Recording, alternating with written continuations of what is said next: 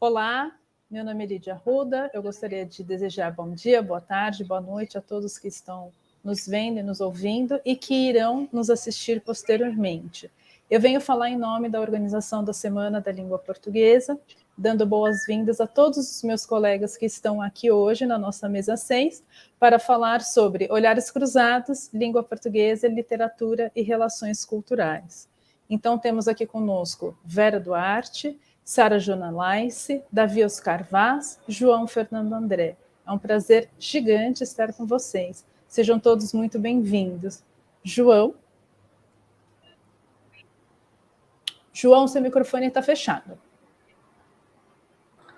Obrigado, Lídia, que nós temos como Lídia, muitas vezes, por nos passar a palavra, e estamos aqui nesta semana da língua portuguesa, porque é a língua que nos une, é esta língua que falada na CPLP e tida hoje como uma daquelas línguas mais faladas por outros indivíduos cujas línguas nativas são outras, mas que escolhem o português para escrever, para investigar, para fazerem novas amizades e até mesmo porque gostam da literatura em língua portuguesa ou das literaturas em línguas em português, diria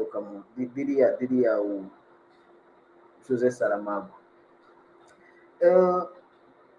O tema tido em conversa para esta mesa é olhares cruzados, e vamos falar de língua portuguesa, vamos falar das literaturas e das relações culturais. Tenho a Sara Laice, aí do outro lado já, tenho a Vera e tenho o David Oscar Vaz. A Sara é muito ativa também neste ponto, tal como o David, tal como a Vera ultimamente, e passo-lhes então a palavra à Vera para começar a nos dizer como é que está esta comunidade de países de língua, eu prefiro dizer oficial portuguesa, no que concerne ao diálogo das literaturas. Olá, boa tarde a todos. É um prazer muito grande estar aqui na vossa companhia. Eu devo dizer que ouvi muito mal as duas primeiras intervenções, não se está a ouvir bem, mas vou tentar, espero que consigam ouvir um bocadinho essa minha reflexão. Eu sou, como os outros que estão aí, né, uma mulher que está ligada à literatura, né? Sou jurista, sou magistrada, mas desde que eu me reformei estou efetivamente na escrita, e a minha escrita é feita, quase toda ela é língua portuguesa.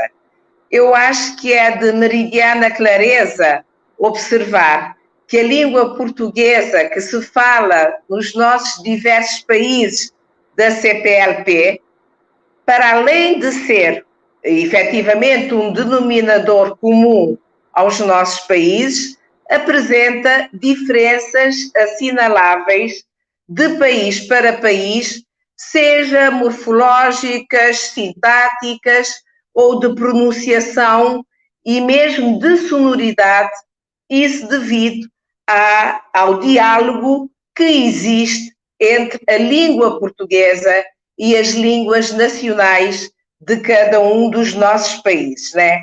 Eu devo dizer que em relação a Cabo Verde, isto é muito claro, e eu pergunto se nós entendemos que esse diálogo que existe entre o português e as nossas línguas nacionais, se é algo que nós podemos considerar positivo ou negativo.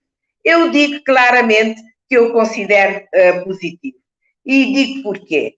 É que, na verdade, sendo o português vindo do tempo da colonização, portanto, e sendo as nossas línguas nacionais as línguas que nós falávamos, e nós falamos enquanto povo antes colonizado, o Amin Maalouf já diz que esse diálogo entre as línguas, uma língua que aparentemente tem um estatuto oficial superior e as outras línguas, permite um aumento da autoestima das línguas nacionais e a crença de que, e a descrispação até, no diálogo entre essas línguas.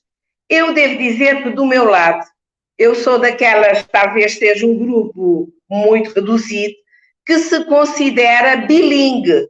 Eu venho de Cabo Verde, como todos sabem, em Cabo Verde a gente fala português e língua cabo-verdiana, mas acontece que a língua cabo-verdiana deriva do português quatrocentistas.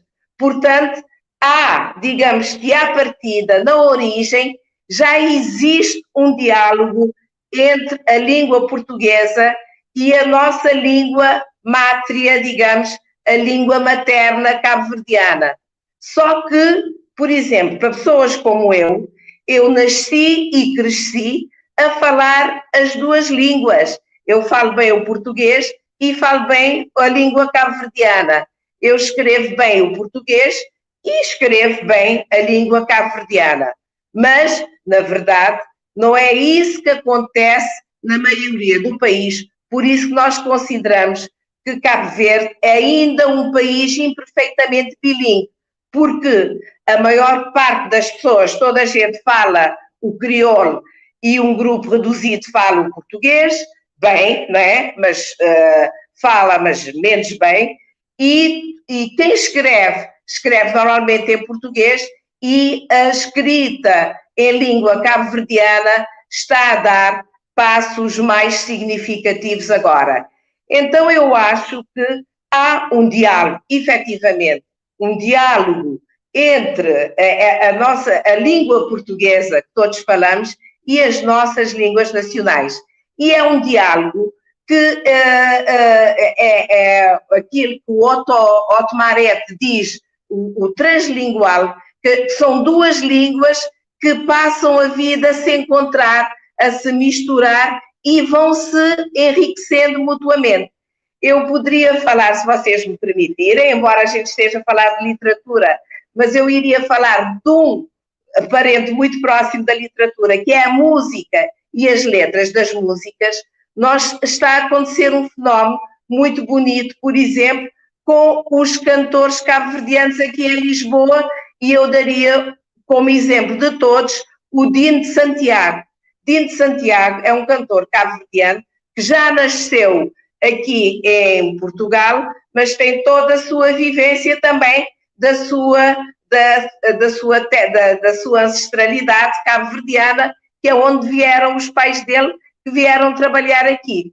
Então as músicas dele, as letras das músicas dele, são exatamente isso que eu chamo a mestiçagem na língua, que é, os versos são escritos, são uns em português e em crioulo, e vão se entrelaçando nesse cantar, digamos, que é um cantar de mornas, de tabanca, de funamá, portanto, de ritmos tipicamente africanos, nesse encontro das duas línguas. Eu acho que na literatura, e não vou querer usar muito tempo para deixar tempo para os outros, também nós estamos a viver esse tempo muito interessante, em que o português se mescla cada vez mais com os nossos vocábulos, a nossa forma, às vezes, de construir as frases, e nós também recebemos influência do português. Eu não me esqueço, eu sou membro da Academia das Ciências de Lisboa, e não me esqueço do presidente, há 2 anos atrás, a dizer-me, a pedir-me para que nós mandássemos essas palavras que nós entendemos que são as palavras mais usadas do crioulo, mais usadas no português, para entrarem no dicionário da língua portuguesa. Palavras como o creteu, o morabeza, são bué utilizadas realmente agora na língua portuguesa. Então, eu acho que este é um processo de enriquecimento da língua, que nós sabemos que vem de trás, toda a gente conhece o português do Drummond de Andrade, nós vemos o português do Miyakoto, o português, quer dizer, cada um de nós, do Germano Almeida, cada um de nós fala e escreve o português com esse impacto da sua identidade cultural e da sonoridade mesmo da sua voz. Então, é isto que eu gostaria, à partida, de realçar nesse dia e nessa comemoração da língua portuguesa, esse casamento que está-se a dar cada vez com mais visibilidade entre a língua portuguesa e as línguas nacionais nossas, e é um casamento de onde todos resultam um proveito para todos, digamos, um enriquecimento para todos, porque não só enriquece a língua portuguesa, como as nossas línguas nacionais também se projetam mais e cada vez mais nós estamos a abraçar esse conceito, que é o tal conceito de literatura mundo, em que os holofotes se retiram um bocado desses nomes icónicos do universalismo e do classicismo, para se projetar também e debruçar sobre a escrita de mulheres. Cá estamos nós, está aí a Sara, estou eu e outras que estão a dar voz a fala das mulheres, dos afrodescendentes, dos negros, das margens, das pessoas que vivem nas margens, e eu acho que isto é um enriquecimento global, um enriquecimento para todos nós. Gostaria de começar assim. E começou bem, trazendo essa convivência em Cabo Verde, que infelizmente, ao que se sabe, muitas vezes as pessoas até preferem mesmo se expressar em cabo-verdiano, como vocês agora costumam dizer. Nós ainda continuamos na academia a tratar por crioulo de base lexical portuguesa, no caso. Exatamente. Mas há a língua oficial que está ali, mas as pessoas no dia a dia comunicam-se em crioulo. Então é preciso se oficializar esta língua. Acho que já se poderia fazer até petições para que se possa oficializar ou co-oficializar esta língua que está em constante diálogo com o português. Sem dúvida. Sara, é mesmo assim. Exatamente, Vera.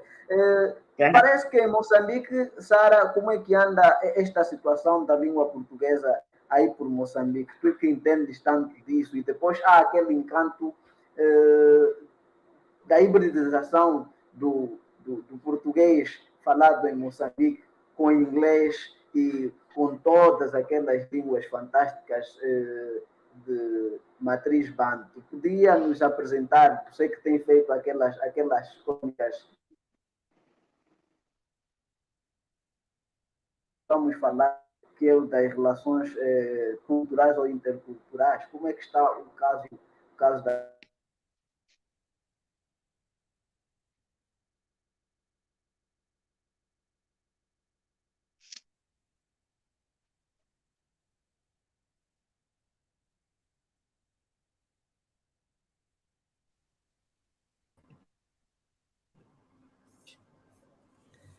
tinha o microfone desligado ainda. Ok.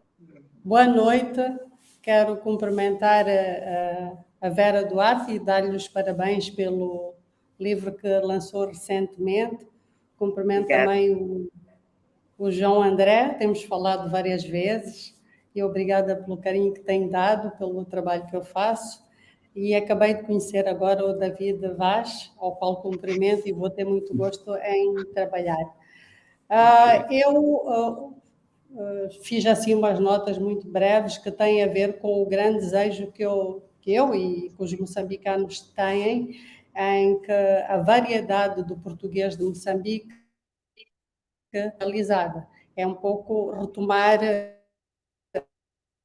o diálogo que já foi começado aqui pela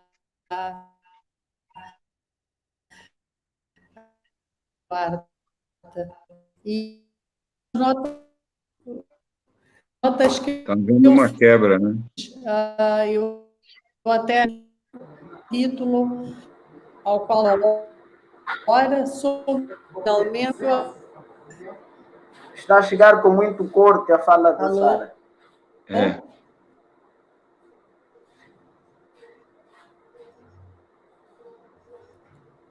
Estão a ouvir-me? Agora sim, um pouco.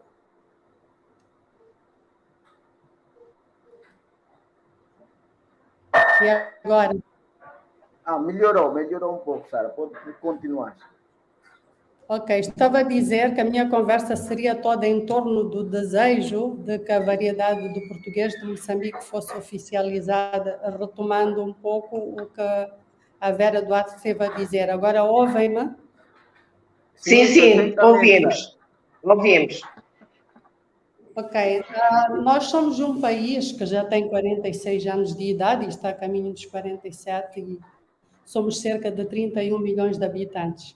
65% da nossa população fala o português como língua segunda, que quer dizer que a língua da maioria são as 25 línguas moçambicanas que nós temos no território. Tá? E há uma outra percentagem muito grande de moçambicanos, cerca de 85%, que tem uma língua banto como uma língua materna. Vivemos num contexto no qual há uma assimilação linguística, porque o português é a língua oficial, as outras vivem em estatuto de subalternidade. Embora nós sejamos um país multicultural, nós temos aqui a coexistência e, de alguma forma, a convivência de diferentes culturas. Somos 11 grupos étnicos e temos alguma convivência entre nós e convivemos também com estas 25 línguas de raiz banto que estão em subalternidade relativamente ao português. Na nossa Constituição, a mais recente, que é de novembro, nós fomos um país que aceitou e deu importância à pluralidade cultural, à pluralidade política, e passados uns anos, em 2003, nós passamos a dar valor à utilização das culturas nacionais em contexto de vida social pública. E durante alguns anos nós fomos corrigindo ou fazendo alterações ao nosso currículo escolar por forma a que tivéssemos mais conteúdos de raiz banto para ensinar as crianças na escola. Em 2003 também nós introduzimos o ensino bilingue, que é um ensino no qual as crianças nos primeiros 3 anos de escolaridade são ensinadas na língua da região em que elas nasceram ou a língua da região na qual a escola funciona e também em concomitância com o português. E nesse ensinar utiliza-se o ensino em si nestes primeiros anos, é utilizado na língua moçambicana e o português aparece como uma disciplina de apoio, mas depois a partir da 4ª classe tudo muda, todo o ensino passa a ser em português. No ano seguinte, 2004, nós começamos a pôr mais conteúdos de cultura banto no ensino que nós tínhamos e do ponto de vista de utilização das línguas moçambicanas na radiodifusão, nós temos todas elas transmitidas pela Rádio Moçambique e quero dizer que do ponto de vista da política cultural, se quisermos dizer, embora não exista ainda assim um documento fixo sobre a política cultural, nós vamos utilizando alguns modos de caminhar para uma possível política cultural. Então, o meu pressuposto para esta conversa é que agora no mundo a ideia que se tem é de que é importante estabelecer, fomentar mecanismos, criar mecanismos e formas de fomentar o princípio da interculturalidade, o princípio do diálogo entre culturas, e Moçambique não é exceção. Não é? Nós sabemos todos que as línguas são veículos de transmissão de cultura, então é preciso que, a par das línguas, da utilização das diferentes línguas moçambicanas e a par da utilização da língua portuguesa neste contexto de convívio, nós tenhamos cada vez mais consciência de que a língua portuguesa está vesticapulana. Esta expressão de vesticapulana é de Eduardo White, eu peço emprestada a ele. Ele diz que vesticapulana porque a língua portuguesa em Moçambique tem outras características que já distanciam grandemente do português padrão. Então, por mais aproximações que sejam feitas, por mais traduções que a gente possa fazer, porque as línguas podem dialogar entre si, ou as culturas também podem dialogar e encontrar equivalentes, por mais que a gente tenha essa possibilidade, a ideia de pertença, a ideia de que a nossa identidade seja reconhecida, a ideia de sermos nós próprios, é uma ideia que nos atormenta, né? Nós queremos ser nós próprios, então atormenta-nos estar a viver em constante assimilação linguística, né? Queremos, e há estudos suficientes que já mostram que é preciso, é possível nós começarmos a dar mais estatuto às línguas e às culturas de Moçambique, sem estabelecer qualquer que seja o preconceito. Então, eu fiz aqui uma seleção de alguns, ou 4 estudos, só para lembrar que há bases já científicas firmadas para que esta língua venha ao convívio de igualdade. Esta língua, não, as 25 línguas moçambicanas, tenham um convívio de igualdade com a língua portuguesa. Pegando na questão da literatura, eu quero lembrar que a nossa literatura é cheia de exemplos, ou é mais a literatura do que qualquer outro estudo, que trazem exemplos da cultura moçambicana que mostram as alterações que existem da variedade do português de Moçambique. Por exemplo, há uma obra de Calando da Silva que se chama Nhembeto às Cores das Lágrimas. Há uma outra por exemplo, Suleiman Kassam, Palestra para um Morto. Estas 2 obras têm, no fim, ou em notas de rodapé, no fim tem um glossário ou notas de rodapé, para explicar uma quantidade imensa de expressões do português de Moçambique que já entraram não entraram para o dicionário, mas entraram para o uso do cotidiano dos moçambicanos. Do ponto de vista da literatura, estas 2 obras são as que eu queria trazer, que são de escritores muito conhecidos e são obras que podem ser encontradas fora de Moçambique também.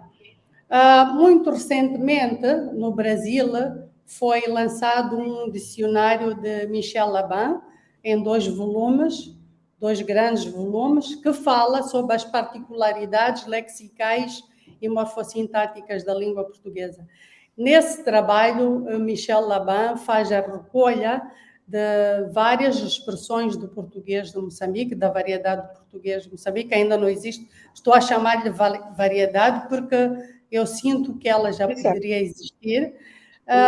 Faz a recolha de várias obras literárias, conforme eu disse, a literatura é que nos traz mais este convívio, traz o trabalho de várias obras literárias com várias palavras nos seus contextos culturais e a convivência que estas palavras ou entradas lexicais têm com o português. Estou a lembrar-me assim de uma expressão utilizada por Francisco Guita, que é um escritor de Inhambane, a propósito da produção de um caderno cultural que era feita, o Chipef, em Inhambane. Eles falavam em chipefado ou chipefar, né? O chipefo é um candeeiro que ilumina e o chipefo é o nome desse caderno cultural, e chipefar é ir trabalhar no chipefo, não é? É ir, ele e os colegas dele, o Arthur Minzo é um deles, utilizavam expressões, por exemplo, deste tipo. Nesse dicionário também encontramos autores como Panguana, por exemplo, Aldino Miranga, ou também o Calando da Silva está mencionado, com várias expressões a explicarem uma palavra que já praticamente é utilizada por muitos moçambicanos, a mbenga. Mbenga é um olvidar. Então, neste dicionário, o Lameano faz a contextualização desta palavra de várias formas, em várias obras literárias e muitas outras palavras que podemos encontrar neste dicionário. Eu chamo a atenção a existência desta obra, é muito recente, foi lançada no Brasil este ano e tenho muita pena que não exista à venda em Moçambique. Eu tive acesso a ela a partir do Instituto Camões e é o único lugar onde eu pude apreciar estas expressões a que eu me referi. Há uma professora, também é uma lexicóloga, que se chama Irene Mendes, que tem um trabalho que é um levantamento socioeconómico e sociocultural de diferentes palavras do português de Moçambique. E são imensas, eu vou dar exemplos muito breves, porque isto é uma conversa que se pretende rápido, mas faço questão de mencionar a obra dela, porque também pode ser utilizada como aquilo que contribui para entendimento melhor desta questão da variedade do português de Moçambique. Utiliza palavras, por exemplo, como balalaica, bandido armado, que são do contexto moçambicano, banga, caril, chamboquear, chamboqueado, continuador, cooperante, abastecimento, que tem a ver com a altura do racionamento económico de alimentos. Então, há várias outras obras, posso ainda me referir a um trabalho conjunto que o professor Armando Jorge Lopes, que é também um linguista, que tem feito diferentes tipos de trabalhos com outros pesquisadores moçambicanos e até há uma proposta de dicionário com os falares moçambicanos. Matabicho é uma das palavras, vocês já essa conhecem, sobejamente. Existem palavras como umbunhar, que tem a ver com não encontrar, não apanhar, que aparece muitas vezes nas obras de Suleiman Kassam.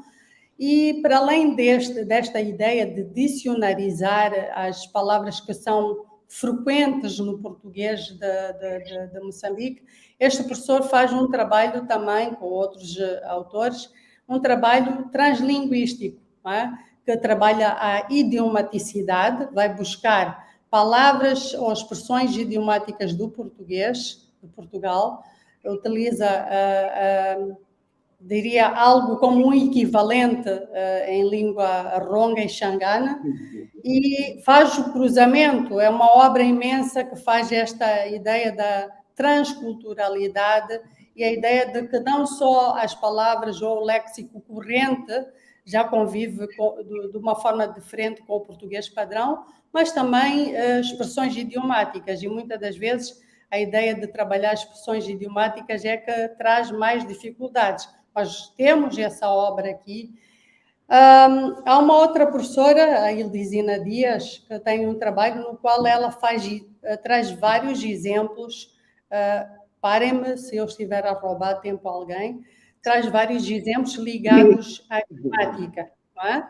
E o que ela diz é que é preciso fazer-se um apanhado das expressões frequentes e descrevê-las para que depois se assente esta variedade do português de Moçambique. E este trabalho já foi feito por ela própria também, que trabalha muito a questão da regra gramatical. Posso dar uns 2 exemplos da forma como nós falamos. Eu vi-lhe, nós não dizemos eu vi-o, dizemos vi-lhe, e muitas vezes até professores, né, que são os guardiães da língua, utilizam esta sequência com o lhe, né, eu vi-lhe, me disseram que vinhas agora, por exemplo, é uma das expressões que ela põe aqui no trabalho dela. Há problemas, não diria problemas, há sequências que se repetem e que já podiam fazer parte da língua. O que ela diz, em conclusão, no seu trabalho, é que existem, sim, critérios para se firmar a existência de uma variedade linguística, e ela aponta os 7 critérios e que são os científicos e mundialmente conhecidos, mas que no caso de Moçambique não funcionam da mesma maneira. Eu vou dar alguns exemplos. Ela diz que o critério de geografia, por exemplo, a proximidade com a variante padrão pode nos fazer falar mais próximo dessa variedade padrão. A autoridade, eu diria que do ponto de vista da autoridade, aqui em Moçambique a autoridade é questionável, porque vemos, conforme eu disse antes, há aqueles que são a autoridade da língua, guardiães da língua, os professores, que também colocam as suas expressões, colocam críticos ou colocam verbos, fazem a concordância de forma diferente do português padrão. Outro dos critérios que ela aponta é o critério demográfico, e é este que ela acha que pode ser utilizado para fazer este levantamento de expressões frequentes, ver com que frequência e discreção é que eles ocorrem, que é para podermos definitivamente assentar, porque do ponto de vista sintático, fonológico, morfológico, o português de Moçambique já tem formas de ser afirmado como uma variedade fixa, não é? E deixamos de depender e criar condições para que haja este preconceito linguístico nas escolas. As pessoas no seu dia a dia falam um português que é quase uma variedade fixa, mas na escola é-lhes exigido uma outra variedade. Já no fim, gostava de fazer menção à entrega que foi feita em 2001, de um vocabulário de língua portuguesa oral de Moçambique. Vários países da CPLP entregaram isso ao ILP. Nós também entregamos, e esse dicionário tinha 40 mil palavras, e mesmo com essa entrega ainda não temos a nossa variedade firmada. Agora, a professora a qual eu entrevistei antes de ter esta conversa, que é a professora Inês Bachungo, disse-me também que ela está integrada a partir da cátedra do português na Universidade Eduardo Mondlane. Ela está a fazer um trabalho que se chama DIPOMO, que é um dicionário do português de Moçambique. Pertence ao longo dos próximos 4 anos, isto já começou no ano passado, ao longo dos próximos 4 anos, fazer um dicionário ou um levantamento das palavras mais frequentes do português de Moçambique, e vai-se chegar a 60 mil entradas. Então, com estes estudos todos, com este caminho já percorrido para a ideia de uma política linguística, esta ideia que eu levantei no início, de que as diferentes línguas moçambicanas são radiodifundidas, que existem escolas que, do ponto de vista democrático, os pais podem inscrever os alunos ou não no ensino bilingue, com a convivência toda que nós temos no dia a dia com o português e as línguas, 25 línguas moçambicanas, e estes estudos que já fazem uma síntese das frequências com que nós dizemos determinadas palavras. Para mim, me parece que é chegada a hora, que é a tentativa de título que eu dei às minhas notas, é chegada a hora de nós sermos socialmente, cultural e politicamente aceites como nós somos, e a literatura cansa-se de nos dar exemplos todos os dias sobre como é que nós podemos avançar para a afirmação dessa nossa cultura e dessa nossa língua portuguesa, com a nossa variedade, que mostra a nossa pertença. Eu pararia por aqui. Muito bem, Sara, muito bem. Eu acho que daqui a pouco vamos então ver como é que nós, que mecanismos poderíamos utilizar para então chegar a isso, quando no fim caberá então aos políticos, com base em conversas com os escritores e acadêmicos, para depois se oficializar. Vamos chegar depois a esse ponto. Voltaremos a questionar a isso para o caso dos países dos PALOP. David, esta é uma questão que é transversal aos países da CPLP, e eu muitas vezes sendo um pouquinho mais crítico, vou mesmo até para Portugal, dizendo que, por exemplo, deixa-se o mirandês de lado. E no Brasil parece-nos também que muitas vezes pouco se fala do contributo das línguas tupi-guarani para o português. Como é que anda essa convivência desse português brasileiro com as outras línguas daquelas regiões? Bem, antes de mais nada, um abraço para você, João, mais uma vez, e grande prazer em conhecer tanto a Sara quanto a Vera, não é? Aqui, deixa eu comentar uma coisa. Nós temos uma língua oficial no Brasil, que é a língua portuguesa. Essa língua oficial... Como o resto da CPLP. Agora, você imagina, nós temos uma dezena de línguas indígenas no Brasil. Só para se ter uma ideia. Eu não estou falando nem ainda alguns falares gaúchos ou amazônicos, estou falando de línguas que são completamente diferentes do português, assim como imagino, como a Sara disse, em Moçambique, essa variedade de 25 línguas que imagino que sejam todas diferentes, ou deve ter famílias lá semelhantes, mas muito diferentes do próprio português, não é? Para mim é espantoso pensar nessa quantidade de línguas que estão em plena ebulição, né, fazendo coisas, não é? Aqui o que acontece? Há uma certa segregação, e isso eu lhe confesso.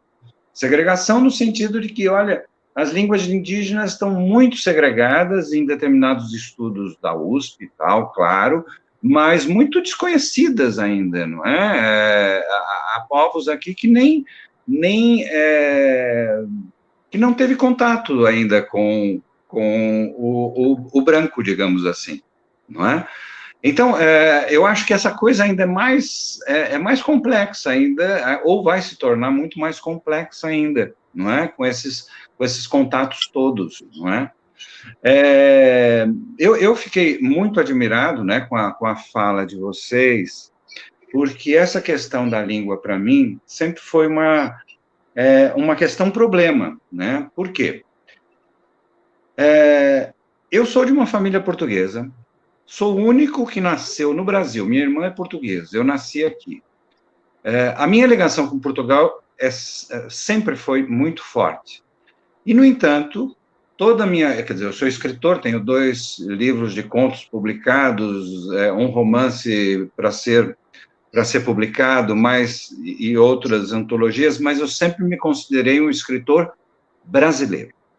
Ou seja, a língua portuguesa tem em mim uma expressão brasileira.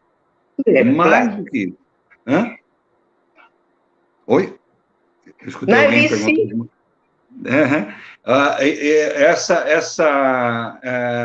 E quero dizer assim, talvez eu contar um pouquinho da história da minha vida para poder explicar até a questão das minhas escolhas e produção literária que faço. Quer dizer, exatamente por isso, por ter essas condições, e por ser um escritor brasileiro, quer dizer, eu fui fazer faculdade de letras na USP, fiz mestrado, o meu mestrado foi Machado de Assis, ou seja, o que eu quero dizer é que todo o meu estudo foi um estudo voltado para a literatura brasileira. Evidentemente que conheço razoavelmente bem a literatura portuguesa e de outros países também. E o que mais, eu queria até chamar a atenção de um aspecto, o que mais me horrorizou num determinado momento, quando eu via as traduções de um romance português para a expressão brasileira, digamos, o português com expressão brasileira, ou vice-versa, né? Porque eu, particularmente, quando estou lendo um escritor, seja ele português, angolano, eu quero sentir o balanço, o aroma, o ritmo, o calor daquela região. E isso se dá pela palavra que não se entende, mas que o contexto, de certa forma, explica, não é? Isto é que eu gosto de sentir quando leio um autor, né? O que ele tem a me dizer, quer dizer, qual o seu molejo, a sua maneira de escrever, as suas preferências, né? Isso tem a ver muito, evidentemente, com o lugar onde ele vive e onde ele viveu, não é? Veja, eu escrevi esses livros, né? Participei de várias antologias, tal, e num determinado momento eu me senti na obrigação de escrever, na provocação. Normalmente eu escrevo por provocação, eu sou levado a escrever alguma coisa porque eu estou sendo provocado por alguma coisa, né? Hoje, por acaso, estou escrevendo um romance que se passa em 75, em plena ditadura militar, porque começaram a inventar que não teve tortura nesse país, que não teve uma série de coisas desse tipo, não é? Eu falei, não, então essa provocação me leva a escrever.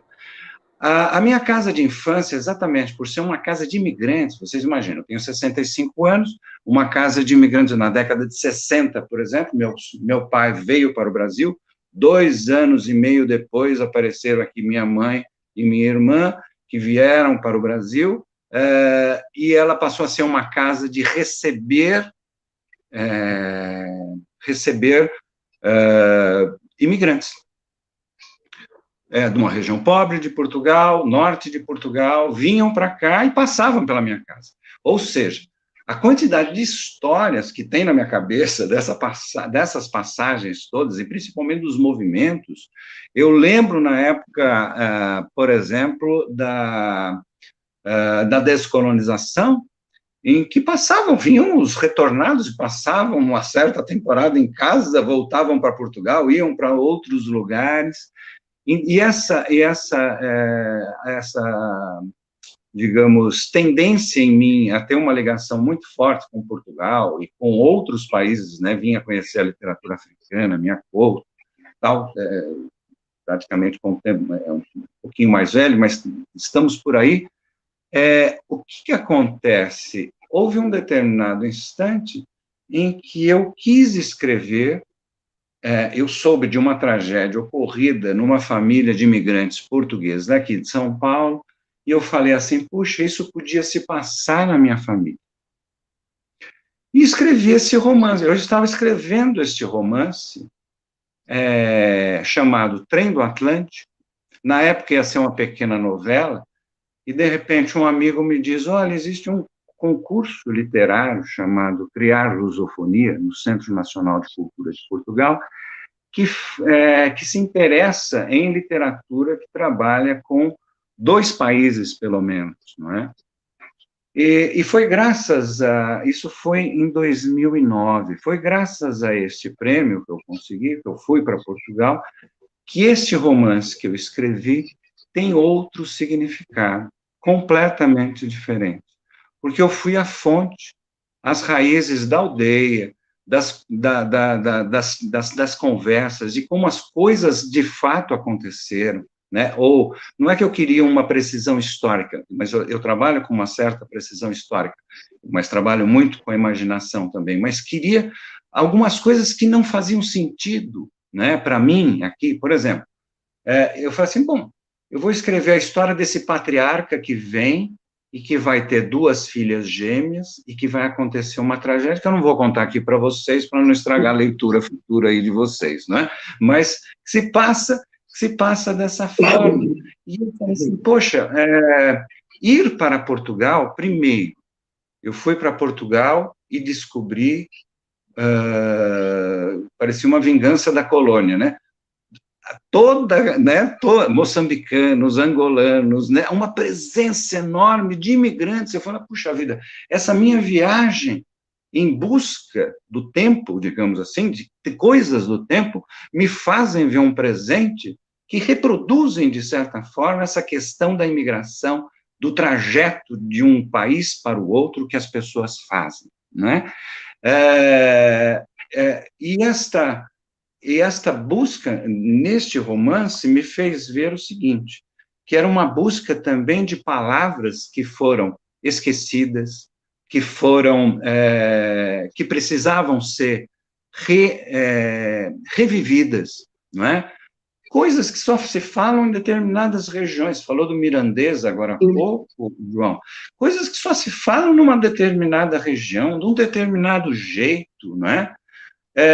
E que uma série de outras expressões que meu pai utilizava, por exemplo, não tinham mais o mínimo significado, as palavras mudam, não é? Ele que era o imigrante, digamos, que era o conservador de uma certa língua, né? E que aparece no meu romance também, quando volta para Portugal, percebe que ele já não fala mais as pessoas já não falam mais daquela forma, porque o tempo mudou e a língua acompanha, não é? O seu tempo. Essa minha experiência, eu queria contar essa experiência para vocês, até para a gente poder trabalhar e poder até conversar um pouco melhor dessas coisas todas, como encontros de cultura, como conflitos, às vezes, de cultura, né? Para mim, veja bem, eu sou a pessoa mais ligada a Portugal, mas eu era uma espécie de ovelha negra da família também. A minha família toda era de comerciante, que queria ganhar vida, que queria fazer isso, queria fazer uma série de coisas, e eu gostava era de ler, né? Gostava era de história, de contar coisas, né? De me enriquecer com a história dos acontecimentos e com a história ficcionada, né?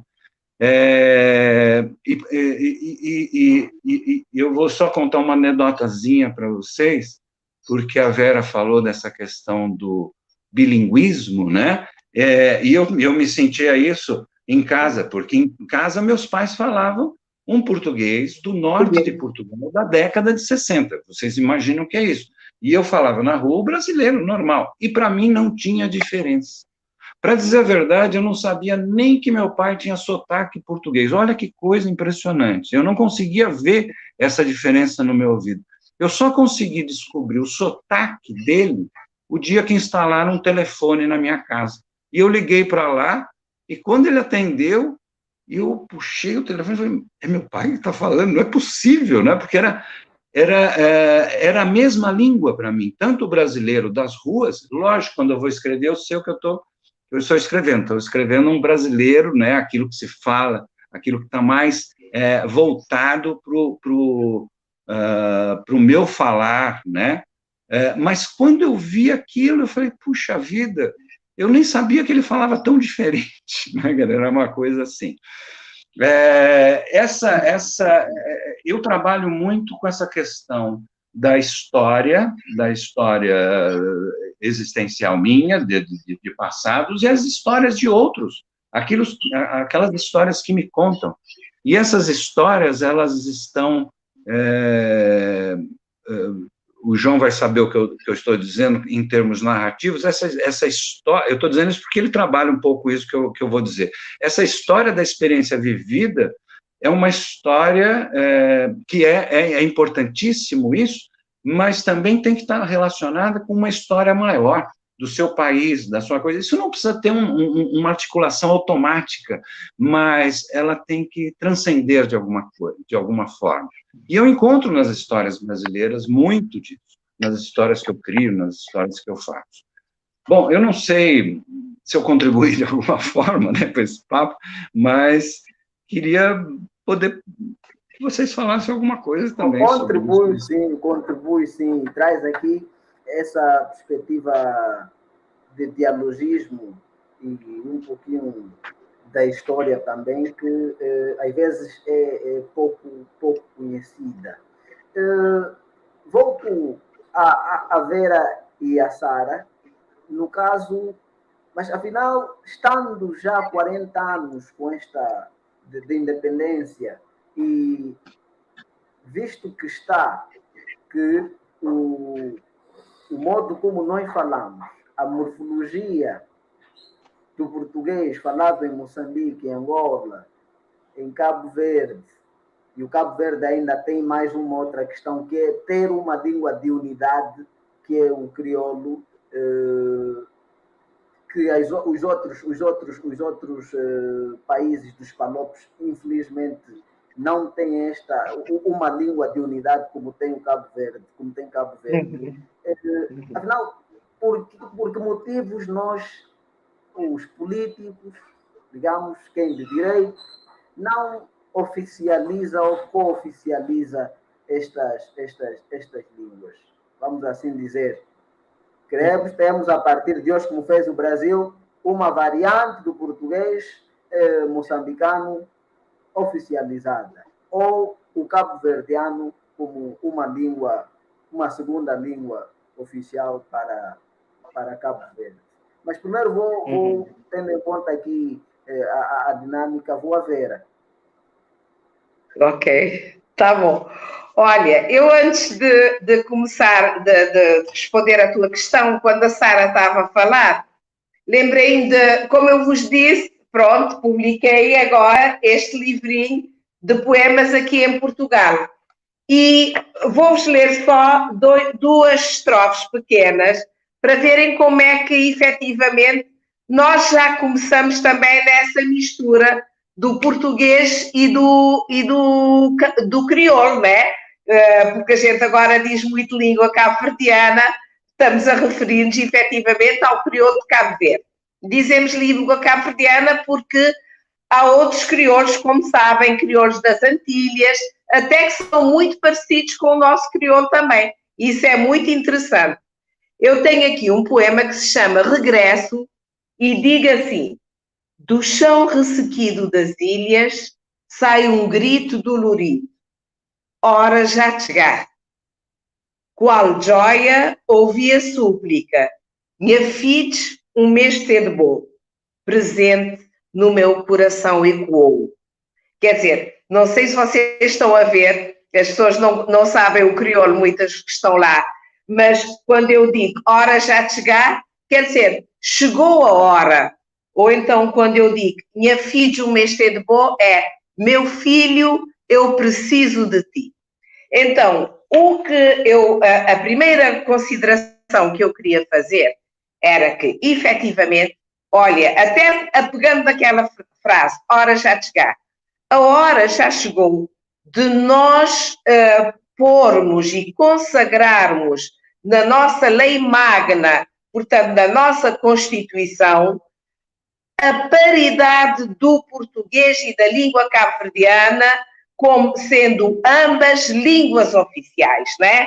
Nós temos lá na nossa Constituição declarado que são línguas nacionais o português e o cabo-verdiano, e dizemos que o português é a língua oficial. Muito bem, mas devemos também dar um passo à frente e pôr claramente na Constituição o cabo-verdiano e o português são línguas oficiais, não é?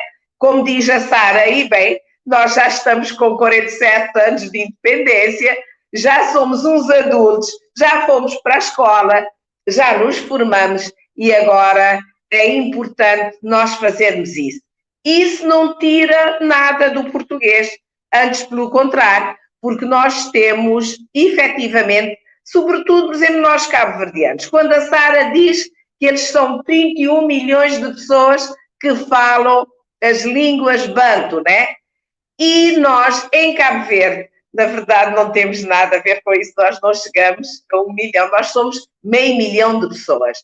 E, portanto, eu sou muito reconhecida ao português, à língua portuguesa, que me permite sair do reduzido das minhas dimensões e projetar-me numa comunidade que almeja ter 300 milhões de pessoas daqui a 50 anos.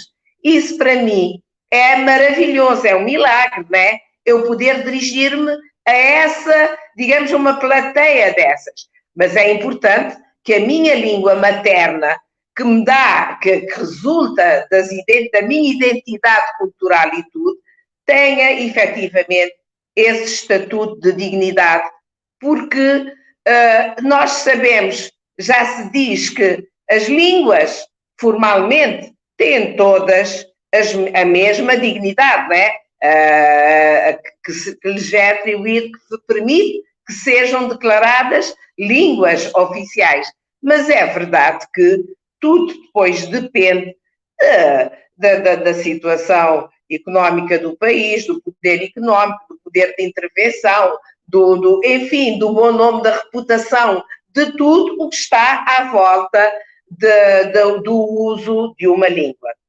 Então, eu diria isso, tanto muito rapidamente que penso que já é chegada a hora. Os escritores, a maior parte dos escritores, eu devo dizer, escrevem em português. Eu acho que passa-se a mesma coisa em Moçambique e em todos os nossos países. Porquê? Porque torna-se mais acessível. E porque eu, por exemplo, porque desde que eu sou criança, eu aprendi as duas línguas. Eu escrevi o português e, portanto, a inspiração, eu escrevo como vem a inspiração. Ela vem em português, eu escrevo em português. Mas já temos, em Cabo Verde, muitos escritores também que escrevem em língua cabo-verdiana.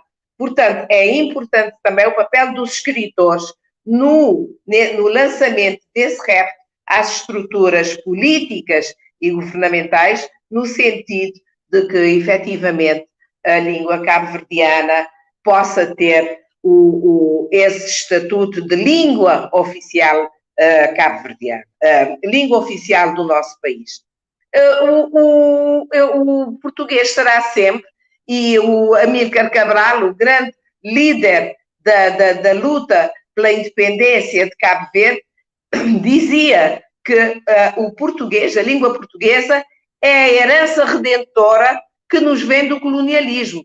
E eu assumo completamente, porque quando se sentaram à mesa do diálogo os que fizeram a luta de libertação e os portugueses saídos da Revolução do 25 de Abril, foram dois países com duas entidades de vocação democrática e respeitando a soberania dos povos, que declararam efetivamente o português como língua oficial. Mas temos de caminhar para que a língua cabo-verdiana também possa ser declarada língua oficial, embora ela já seja uma língua que é falada em todas as estruturas, não só na informalidade, mas também na formalidade. Posso fazer uma pergunta? David, Para Vera, que acabou de falar. É que tem a ver com o que ela estava falando e é uma curiosidade minha. Curiosidade não, era uma questão minha. Eu acho que o grande problema é a da circulação, né? Como eu adoraria ler mais, né? O que eu quero dizer é o seguinte: eu gostaria de ter mais a escrita, poder ter mais acesso à escrita. Não, isso é isso que às vezes eu fico, puxa, mas precisaria ter o que nos falta muitas vezes é a circulação, né? Eu vejo dentro do Brasil falta circulação, fora, entre os países também, não é algo, nós não temos, não somos os leitores que poderíamos ser da língua portuguesa como ela é ofertada, quer dizer, ela tem muitas ofertas, mas não tem, acho que a gente não tem essa possibilidade tão grande de acesso, né? Esse que eu acho que é um grande problema. Uhum. Se me permitir, eu só diria uma pequena coisa, muito rapidamente. Esse é o grande desafio, tá? Esse é o grande desafio. Vocês estão a entrar na terceira parte da nossa conversa.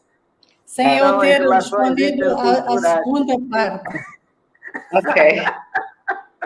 Está bem. Mas vocês estão a colocar aqui algum açúcar hoje em domingo sobre este assunto, que é as relações interculturais, como é que andam. Mas antes vamos só deixar a Sara, okay. Deixamos a Sara apresentar o seu parecer. Por que se passa, Sara? Afinal, qual é o medo que se tem de se oficializar uma língua banto ou oficializarmos a variante do português moçambicano, angolano ou cabo-verdiano, como fez o Brasil?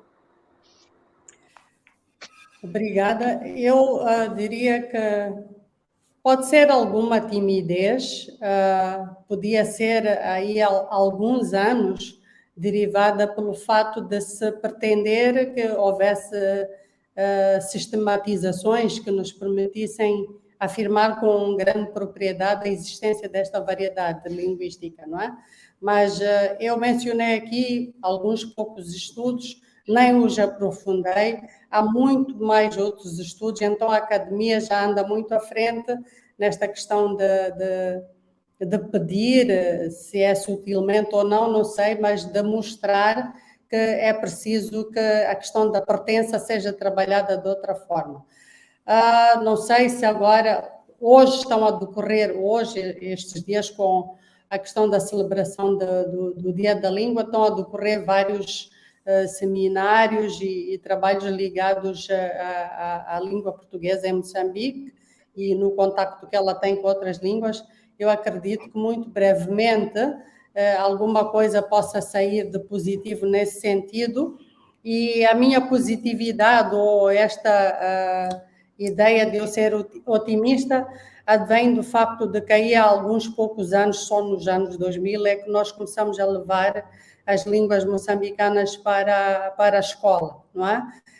Ainda falta introduzir algumas outras línguas moçambicanas, ainda temos uma escrita muito miúda em línguas moçambicanas, digo escrita do ponto de vista da dicionarização, do ponto de vista da produção de trabalhos literários, nas línguas moçambicanas são poucos. Já há, penso que cerca de entre 10 e 12 dicionários destas 25 línguas, já é um trabalho muito bom, mas aí há uns poucos anos havia muito menos do que isto, e as línguas nem eram ensinadas e os currícula nem eram atualizados com tanta rapidez como tem sido agora, com a ideia de que é preciso, de facto, trazer a nossa pertença ao local que dissemina mais facilmente esta questão da ideia da pertença, que é a escola.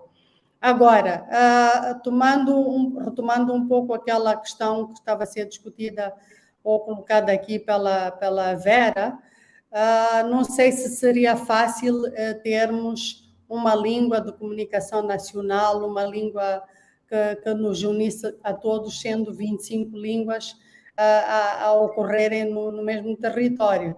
Eu digo 25, aí há menos do que 2 anos, numa conversa sobre a língua portuguesa, e eu dizia 23, porque era as que tinha encontrado, e provavelmente hoje estou a falar há muito mais que tenham sido mapeadas e não estão ainda neste convívio. Então, é um trabalho muito grande a fazer-se e vale a pena o que já se começou a fazer, mas de facto é preciso trabalhar a pertença de outra forma. Aqui ao lado de Moçambique, na África do Sul, as pessoas têm por direito serem acolhidas na administração pública na língua em que falarem. Há 11 línguas oficiais. E acho que isso é economicamente muito difícil de gerir, mas acho um caminho bom para se levar a questão da igualdade e da inclusão, que é o que pretendemos todos. Estávamos a falar agora, gostei muito do poema da Vera, é hora, não é? Chegou a hora, que é mais ou menos o título que eu dei. Hora de já chegar. A hora de nós... Sim, a hora está a chegar de nós sermos acolhidos na administração pública tal como nós somos, não é? Eu ser julgada ou ser atendida num hospital na língua em que eu melhor possa explicar a minha doença ou explicar a minha inocência, não é?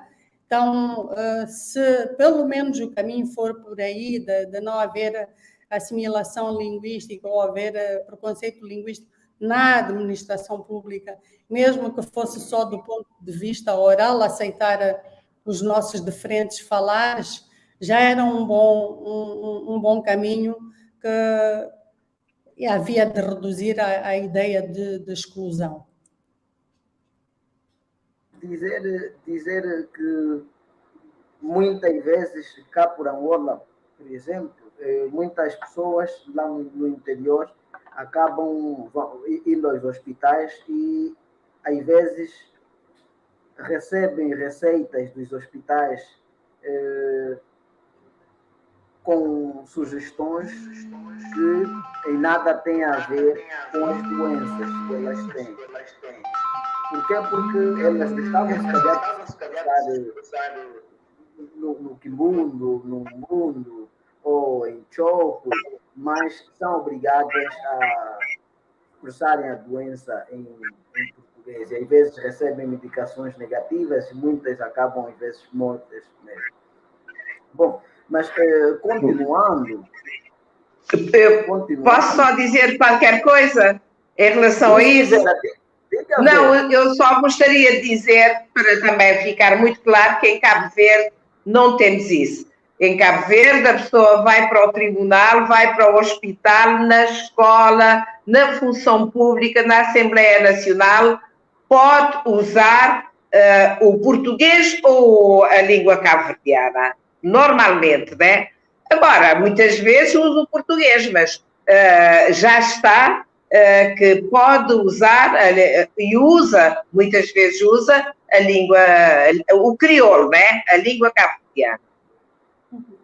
Pois, vamos então passar para um outro tópico e fica-se aqui, chama-se a atenção a quem de direito que partamos então para esta hora de chegar, como diz a Vera Duarte, hora de bai, diria um outro poeta.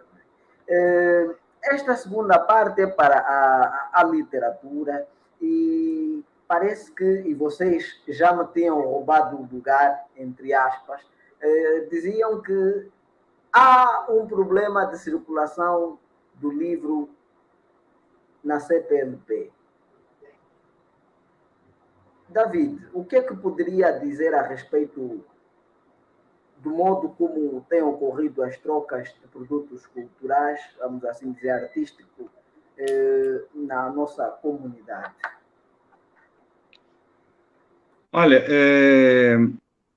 eu toquei nessa questão da circulação, porque ela me parece, esse é o grande desafio mesmo, né, que está se colocando para a gente, né, essas trocas culturais, é conhecer melhor o outro. Eu quero conhecer melhor a África, eu quero conhecer, sabe, eu quero conhecer mais, né, e eu acho que essa é algo próprio da natureza humana, né, nós queremos conhecer mais, o que nos falta são esses canais de comunicação para que isso possa ocorrer de uma maneira melhor. Eu não acho que isso seja possível sem ações governamentais, assim, realmente decisivas para isso, sabe? Quando eu digo que eu ganhei um prêmio para escrever um romance em Portugal, fui lá viver 4 meses, né? Conviver com aquelas pessoas, viver naquela situação. Essa troca é fundamental.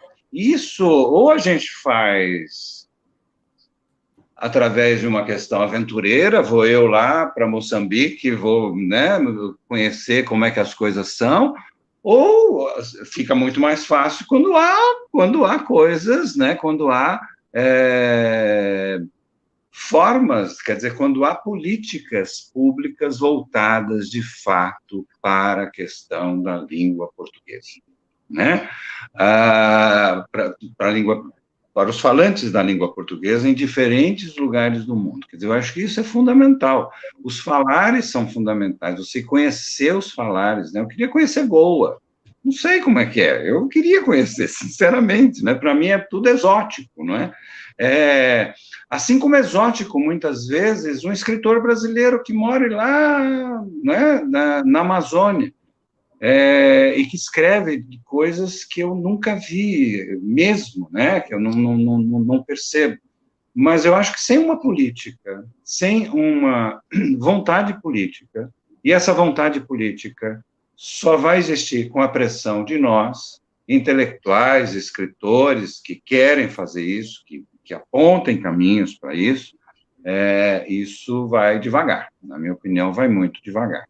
Né? Não sei o que é que vocês pensam, essa é a visão que eu tenho. Sim, é preciso o trabalho dos governos, mas também penso que entre nós, escritores, há um trabalho pequenino que pode ser feito e que pode, de alguma forma, funcionar. Há a ideia de que, por exemplo, aqui no meu país, há não mais do que 30 editoras. Eu, no ano passado, fiz um trabalho e fiz um recenseamento. Não há mais do que 30 editoras e poucas destas editoras funcionam fora de Maputo, que é a capital, e também constatei que muitas destas editoras são privadas. Então, eu penso os privados de fazerem um trabalho mais ou menos como o da Capelana, para dar um exemplo do Brasil, não é? Que vai publicando alguns, até onde eu sei, vai publicando alguns livros de escritores moçambicanos. É a forma como muitos começam a ser conhecidos. Havendo muitas capelanas, editoras capelanas pelo mundo, eu penso que nós podemos, entre nós escritores, entre aqueles que podem ter as suas editoras privadas, podemos ir nos publicando. É uma forma pequenina, mas contribui de alguma forma para evitar este grande mal, porque estamos todos os anos a falar sobre a questão da mobilidade, né? Agora nem sequer podemos estar a fazer este diálogo, a fazer uma construção conjunta em presença, não é? Estamos a fazer, então há muitas surpresas que o mundo tem-nos estado a colocar, e a mim me parece que vale a pena começarmos a pensar de modo diferente, porque colocar tudo nas costas dos nossos governos parece muita coisa, não é? Parece muita coisa. Não sei o quão possam aguentar, mas acho que as editoras privadas podem contribuir de alguma forma para melhorar a ideia de circulação. E mesmo de publicação. Há muitos escritores, sobretudo escritoras, que querem publicar e têm muita dificuldade. Se dependem só de 2 ou 3 editoras do seu país, não há de chegar a hora, não é? Quando eu falei dessa questão do governo, não é? Desse incentivo que tem que haver, de maneira nenhuma eu abro mão de iniciativas, por exemplo, como a Frente de Apoio à Língua Portuguesa, que de repente reúne pessoas que, né, fazem coisas, mas o que eu quero dizer é o seguinte: isto é, digamos, o carro da frente. Ele vai, mas ele vai precisar de certos incentivos a partir do momento que ele se encorpa, não é? Que ele consegue fazer coisas. Eu acho que precisa de... eu falo do governo, mas o que eu digo é o seguinte: a questão do mecenato é sempre importante, não é? Ou seja, de editores que queiram apostar em determinadas obras, mesmo correndo o risco de não ter lucro. Eu acho que essas coisas precisam ser feitas, né? E há várias coisas que não são propriamente do Estado, mas que funcionam muito bem, ou que o Estado depois pode até incentivar de alguma forma, ou abrir caminhos para outras possibilidades. Cabo Verde tem um bom exemplo. Estive aqui estes dias, tenho estado com José Luís Tavares e mostrou-me o seu passaporte diplomático, ou seja, a valorização dos escritores para que possa então representar o país sem algum impedimento. Mas isso já não acontece no outro lado desta comunidade, ou seja, em muitos países da CPLP. A Vera também tem passaporte diplomático já? Não, eu tenho, mas é porque eu fui ministra, tenho um passado de algum papel. Portanto, quando o David, já agora, portanto, sobre esta última questão que tu lançaste, quando o David pôs a questão, eu ia dizer, e vou dizer agora, que eu acho que o incremento dessas relações internacionais nomeadamente dessa matéria que nos está agora a unir, que é a questão do livro e da leitura, eu acho que este é o grande desafio que se põe agora à nossa CPLP. A Comunidade dos Países de Língua Portuguesa fez 25 anos o ano passado. Portanto, já é uma comunidade que tem algum traquejo, alguma estrada. E ela começou, naturalmente, a ligar os governos, os Estados. Então, o que é que eu defendo? É que agora a comunidade dos povos dos países de língua portuguesa precisa ser cada vez mais a comunidade dos povos de língua portuguesa.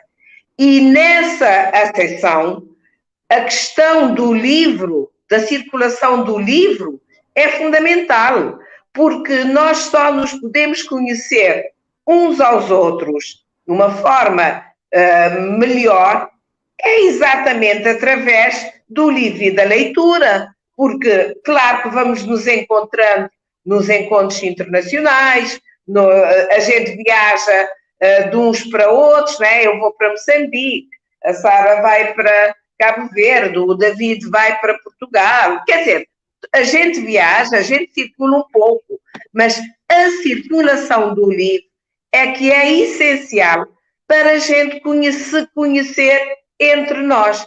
Então eu penso que é fundamental que haja nos países da CPLP uma disciplina que se estende ao longo do currículo escolar para que verse o estudo das literaturas dos países da CPLP. Não é só quando chegar quase que no curso superior. Não, que de alguma forma se possa, ao longo dos anos, ir fazendo essa abordagem à literatura, aos livros que circulam em cada um dos nossos países, obrigando-os também a circular de uma forma mais ampla. É claro que, como disseram os outros, e eu estou completamente de acordo, isto não tira nem um pouco a iniciativa privada, a iniciativa dos autores, a iniciativa dos governos, tudo isso.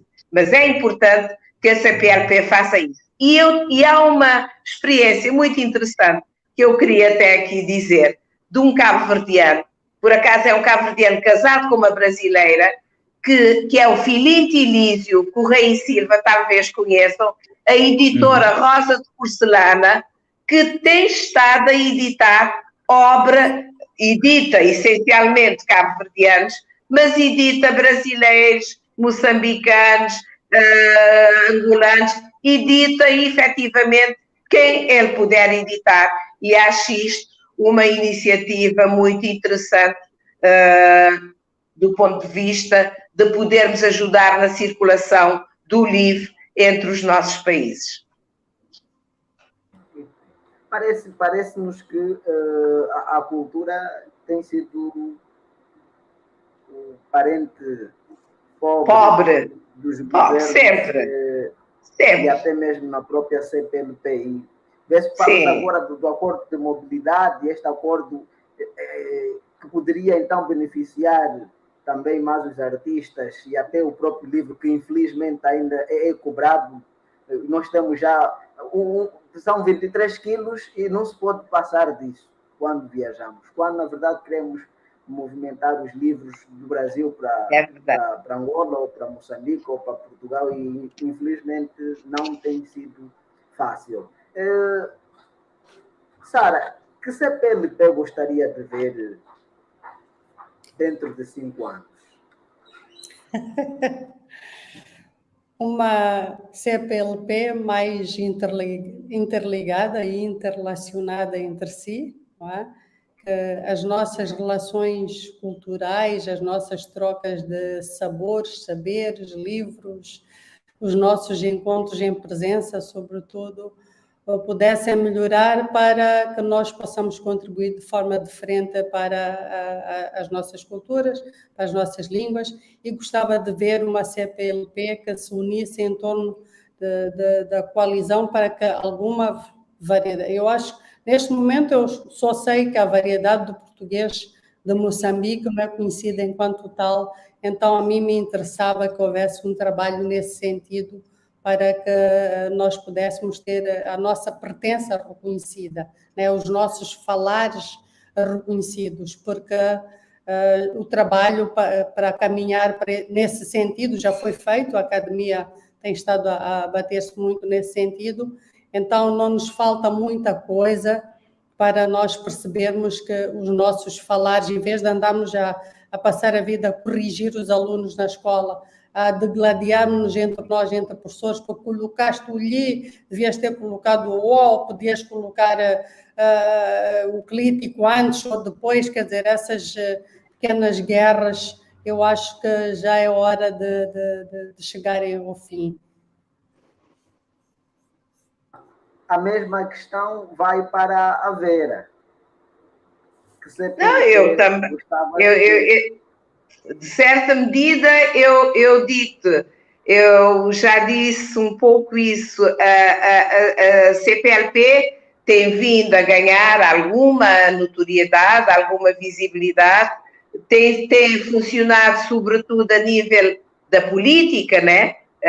Os encontros em Nova Iorque, as articulações, não sei o quê, mas é importante que a CPLP, o que eu quero ver, uma CPLP que possa apadrinhar, por exemplo, essa tal política de introdução dos estudos literários dos 8, 9 ou 10 países que constituem a CPLP nos currículos escolares dos 8, 9 ou 10 países, acho que agora somos 9, né, que constituem a CPLP. Acho, que este será um grande meio para a CPLP poder chegar às pessoas, sair das organizações e das entidades governamentais e atingir as pessoas e os povos, porque é através de tudo o que isso implicaria, formação de professores, a criação de, eventualmente, um prémio para os alunos da primária, portanto, do ensino básico,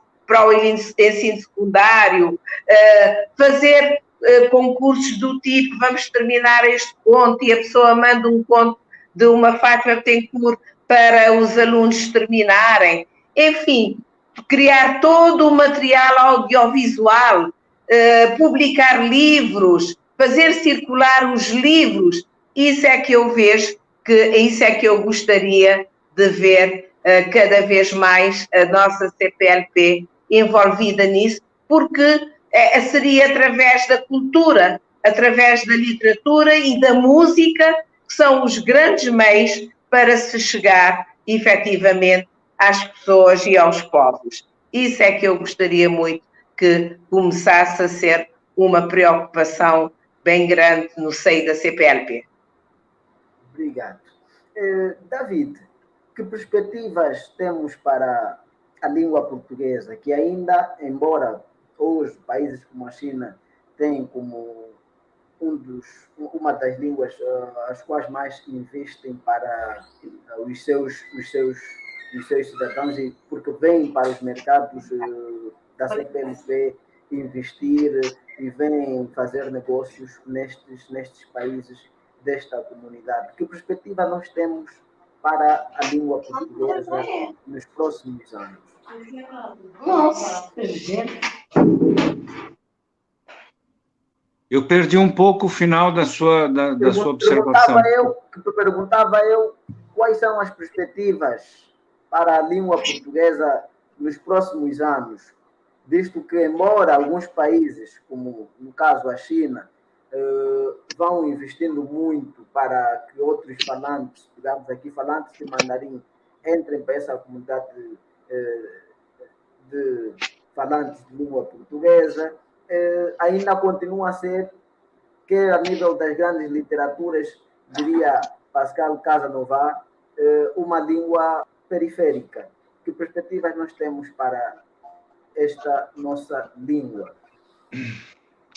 Olha, mais do que tudo aposta na literatura, né? Porque a língua portuguesa é uma língua de fato de cultura. Quer dizer, ela não é só uma língua comercial, né? Uma língua, ela tem toda uma perspectiva de apresentar, né? Os diversos falantes, não é? A única saída que eu vejo, eu acho que não seria chover no molhado, né? Repetir o que vocês falaram, mas é isso, é criar canais de comunicação para que a gente possa, de fato, fazer com que os livros, as poesias circulem, voem, né? Velejem de um país para outro, não é? Isso é preciso criar esses canais. Essa é a minha perspectiva. Espero que isso aconteça, né? Com relação à questão da língua enquanto uma língua comercial, eu acho que isso não é o fator mais importante, na minha opinião. O fator mais importante é ser uma língua de fato de cultura. É isso que nos faz o trânsito para todos os lados. Não sei se eu respondi a sua questão, mas essa é a minha perspectiva. Respondeu Então, sim, mais do que política, mais do que comercial, faço das tuas palavras, devia ser uma língua cultural. Exato. Muito, muito relevante. Temos apenas um Nobel durante toda essa existência na nossa língua. Sara, se fosse para Moçambique, representando a comunidade de países de língua portuguesa, quem de Moçambique teria um Nobel? Não me coloque essa pergunta. Sim, você vai arrumar briga, hein?